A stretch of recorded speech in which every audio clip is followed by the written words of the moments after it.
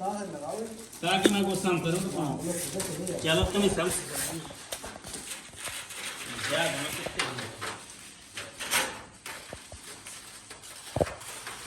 देखो दो चार दिन घंटों तो नीचे भैया हैं भैया और कलुआ गई नीचे 3 आदमी आएगी मिक्सर का घर को है फिर मिक्सर तो संतोष भी लगा लिया कलुआ है वो मिक्सर ऐसे कर ले कटाई पिटाई से पैकिंग से भाई अभी तो बैठो ही है घरे अभी तो आज कहीं तो ब्याह आएंगे लेकिन भाई बात एक आदमी करियो कहाँ बुलाएगा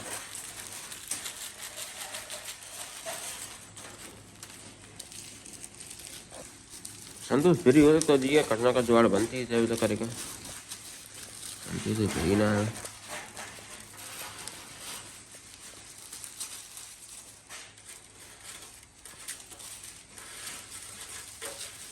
हाथ तो पीछे पड़ेगा